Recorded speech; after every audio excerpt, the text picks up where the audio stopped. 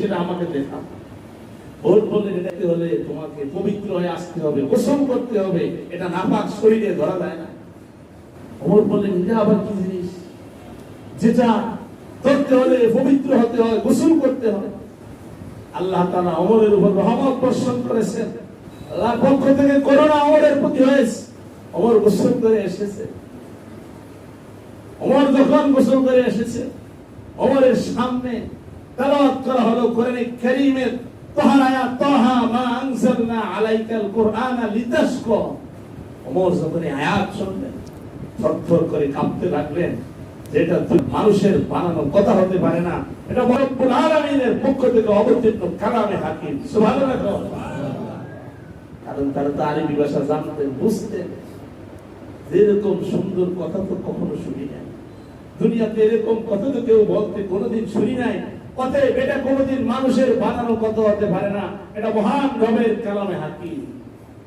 ওমর বললেন তাহলে আমাকে নিয়ে চলো বিশ্বনবী মুহাম্মদুর রাসূলুল্লাহ সাল্লাল্লাহু আলাইহি ওয়াসাল্লামের দরবারে। আল্লাহ নবীর দরবারে সাহাবীরা জানতে পেরেছে ওমর আসতেছে। সাহাবায়ে কেরাম ওমরকে শায়েস্তা করার জন্য প্রস্তুত। যদি ওমর কোনো অসৎ উদ্দেশ্যে এসে থাকে তাহলে আমরা তাকে শায়েস্তা করব। আল্লাহ নবী বলেন ও আমার সাহাবীরা ওমরকে আসতে দাও। ওমর রাদিয়াল্লাহু তাআলা আল্লাহ নবীর দরবারে আসলেন। আল্লাহ নবীর সামনে তরবারি রেখে বললেন ইয়া রাসূলুল্লাহ, আপনি আমাকে ইসলাম ধর্মে প্রবেশ করান। সুবহানাল্লাহ। ওমর রাদিয়াল্লাহু তাআলা আনহু আল্লাহ নবীর সামনে এসে ঘোষণা দিল আশহাদু আল্লা ইলাহা ইল্লাল্লাহু ওয়াহদাহু লা শারীকা লাহু ওয়া আশহাদু আন্না মুহাম্মাদান আবদুহু ওয়া রাসূলুহু। আল্লাহু আকবার।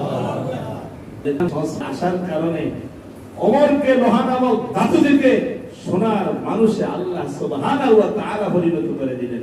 কথা বলেন ঠিক না বেশি? কোরআন এমন একটা পরশ পাথর, যার সাথে টাচ লাগে তাকেই সোনার মানুষে পরিণত করে দেয়। সুবহানাল্লাহ।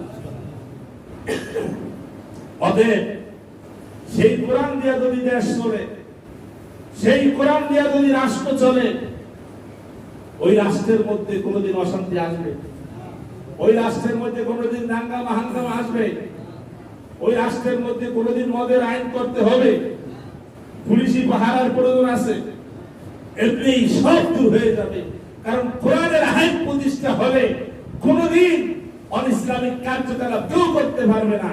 বরং মদ সুদ এবং বিভিন্ন কিছুর জন্য আইন করতে হবে না, আইন ছাড়াই সবকিছু আস্তে আস্তে প্রতিষ্ঠা হয়ে যাবে, শুধুমাত্র যদি সংসদে কোরআন থাকে। কথা বলে ঠিক না ঠিক?